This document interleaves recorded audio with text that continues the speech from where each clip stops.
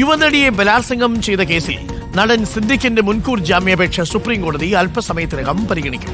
ബലാത്സംഗത്തിന് തൊട്ടുപിന്നാലെ പരാതി നൽകാൻ അതിജീവിതയ്ക്ക് ധൈര്യമുണ്ടായില്ലെന്ന് സർക്കാർ കരിയർ അവസാനിപ്പിക്കാൻ സിദ്ദിഖ് അതിജീവിതയെ ഭീഷണിപ്പെടുത്തിയെന്നും സർക്കാരിന്റെ അതിജീവിതയെ ഭീഷണിപ്പെടുത്തിയെന്നുമാണ് മറുപടി. പ്രതിക്ക് മുൻകൂർ ജാമ്യം നൽകിയാൽ അത് അന്വേഷണത്തിന് തിരിച്ചടിയാകുമെന്നാണ് സർക്കാരിന്റെ നിലപാട്. ശ്യാം ദേവരാജ് ചേരുന്നു കൂടുതൽ വിവരങ്ങളുമായി. ശ്യാം, അതിജീവിതയോടൊപ്പം നിന്നുകൊണ്ടാണ് സർക്കാർ എന്തായാലും കോടതിയിൽ സിദ്ദിഖിന്റെ ജാമ്യാപേക്ഷ എതിർക്കാൻ പോകുന്നത്. പക്ഷേ സിദ്ദിഖ് മുന്നോട്ട് വെച്ച പ്രധാനപ്പെട്ട കാര്യം എന്തുകൊണ്ട് ഈ 8 വർഷക്കാലം ഈ വിവരം പുറത്തു പറഞ്ഞില്ല എന്നതാണ്. അപ്പോൾ ഈ അപകടം, ഈ ബലാത്സംഗം നടന്നതിനു ശേഷം പരാതി നൽകാൻ അതിജീവിതയ്ക്ക് ധൈര്യമുണ്ടായിരുന്നില്ല എന്ന വാദമാണ് സർക്കാർ മുന്നോട്ട് വയ്ക്കാൻ പോകുന്നത്. ഇത് സുപ്രീം കോടതി പരിഗണിക്കുമോ? കാരണം അസാധാരണമായ സാഹചര്യം ഉണ്ടായിരുന്നു. അതിനിടയിൽ പിന്നീട് മറ്റൊരു വെളിപ്പെടുത്തൽ കൂടി അതിജീവിത നടത്തുന്നുണ്ട്. ആ വെളിപ്പെടുത്തലിലും ഇതേപോലെ തന്നെ പീഡിപ്പിച്ചു തുടങ്ങിയ കാര്യങ്ങൾ തുറന്നു പറഞ്ഞിട്ടില്ല, ഇത്രയും കാര്യങ്ങൾ ഡീറ്റെയിലിംഗ് ആയി പറഞ്ഞിട്ടില്ല എന്നുള്ളതും പ്രധാനപ്പെട്ട കാര്യമാണ്. എന്തായാലും സുപ്രീം കോടതിയിൽ എന്താണ് നമ്മൾ പ്രതീക്ഷിക്കുന്നത്? Shyam, good morning. Doctor Arunkumar, very good morning. ഇന്ന് നടൻ സിദ്ദീഖിന്റെ മുൻകൂർ ജാമ്യാപേക്ഷ സുപ്രീം കോടതി പരിഗണിക്കുകയാണ്. ജസ്റ്റിസുമാരായ ബലായം ത്രിവേദി, സതീഷ് ചന്ദ്ര ശർമ്മ എന്നിവരടങ്ങുന്ന രണ്ടംഗ ബെഞ്ചാണ് ഈ മുൻകൂർ ജാമ്യാപേക്ഷ പരിഗണിക്കുന്നത്. നിലവിൽ ഈ കേസിൽ സിദ്ദീഖിന് ഇടക്കാല മുൻകൂർ ജാമ്യമുണ്ട്.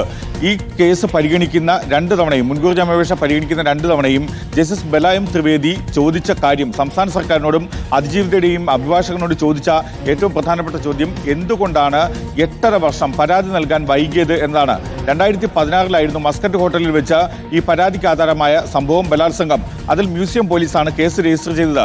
അത് കേസ് രജിസ്റ്റർ ചെയ്യുന്നത് ഹേമ കമ്മിറ്റി റിപ്പോർട്ടിന് തൊട്ടു പിന്നാലെയാണ് അതിജീവിത ഈ ആരോപണം ഉയർത്തുന്നതും ഫേസ്ബുക്കിലൂടെ പരാതി ഉയർത്തുന്നതും അതിൽ പോലീസ് കേസെടുക്കുന്നതും. അതിൽ സംസ്ഥാന സർക്കാർ ഇന്ന് വിശദീകരിക്കുന്ന ഏറ്റവും പ്രധാനപ്പെട്ട കാര്യം പരാതി നൽകാൻ അതിജീവിതയ്ക്ക് ഇതുവരെയും ധൈര്യമുണ്ടായിരുന്നില്ല എന്ന കാര്യമാണ്. മാത്രമല്ല, അങ്ങനൊരു ധൈര്യം ഉണ്ടാകാതിരുന്നതിനുള്ള പ്രധാനപ്പെട്ട കാരണം ഈ നടൻ സിദ്ദീഖ് എന്നത് ഒരു പ്രമുഖ നടനാണ്. അങ്ങനെയുള്ള നടനിൽ നിന്നും നിരന്തരം ഭീഷണി ഉണ്ടായിരുന്നു. ആ ഭീഷണിയുള്ള സാഹചര്യത്തിലാണ്, അതായത് ഭീഷണി എന്നത് കരിയർ നശിപ്പിക്കും, ചലച്ചിത്ര ജീവിതത്തിലെ കരിയർ നശിപ്പിക്കുന്നതടക്കമുള്ള ഭീഷണി ഉണ്ടായിരുന്നു എന്നതാണ്. ആ ഭീഷണിയുടെ പശ്ചാത്തലത്തിലാണ് ഇത്രയും നാൾ പരാതി നൽകാതിരുന്നത്, പരാതി നൽകാൻ മടിച്ചത് അല്ലെങ്കിൽ ഭയപ്പെട്ടത് എന്നതാണ് അതിജീവിതയും സർക്കാരും ഇന്ന് സുപ്രീം കോടതി അറിയിക്കുക. അതിൽ പറയുന്ന മറ്റൊരു കാര്യം, അത്തരമൊരു ധൈര്യം ഉണ്ടായത് ഹേമ കമ്മിറ്റി റിപ്പോർട്ട് പുറത്തു വന്നതിന് ശേഷമാണ്. ഹേമ കമ്മിറ്റി റിപ്പോർട്ടുമായി ബന്ധപ്പെട്ട അതിന്റെ പശ്ചാത്തലത്തിലാണ് അത്തരമൊരു ധൈര്യം വന്നത്, ഇക്കാര്യം പുറത്തു പറയുന്നത് എന്നാണ്. ഒരു കാര്യം, ഇന്നിപ്പോൾ മുൻകൂർ ജാമ്യാപേക്ഷ സുപ്രീം കോടതി നിരസിക്കുകയാണെങ്കിൽ പോലീസ് ഈ സിദ്ദിഖിനെ അറസ്റ്റ് ചെയ്യാനുള്ള സാധ്യത കൂടുതലാണോ ശ്യാം? ഉറപ്പായും അങ്ങനെ തന്നെയാണ്. ഇന്ന് ഇക്കാര്യത്തിലൊരു തീരുമാനമുണ്ടാകും എന്നാണ് നമ്മൾ കരുതുന്നത്.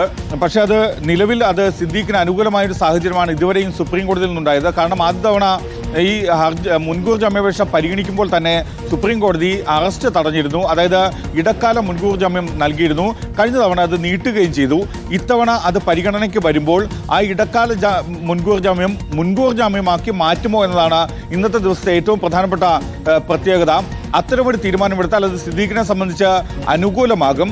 ഇടക്കാല മുൻകൂർ ജാമ്യം ഉള്ളതുകൊണ്ട് തന്നെ അത് മുൻകൂർ ജാമ്യമാക്കി മാറ്റാനുള്ള സാധ്യതയും കൂടുതലാണ്. പക്ഷേ അതിനപ്പുറത്തേക്ക് സംസ്ഥാന സർക്കാർ കഴിഞ്ഞ തവണയെല്ലാം ശക്തമായ വാദമാണ് ഉന്നയിക്കുന്നത്.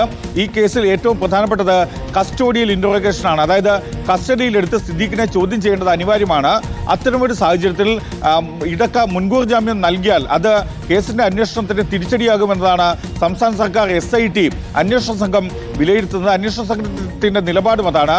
മുതിർന്ന അഭിഭാഷകനായ രഞ്ജിത്ത് കുമാറാണ് ഇന്ന് സംസ്ഥാന സർക്കാരിന് വേണ്ടി ഹാജരാകുന്നത്.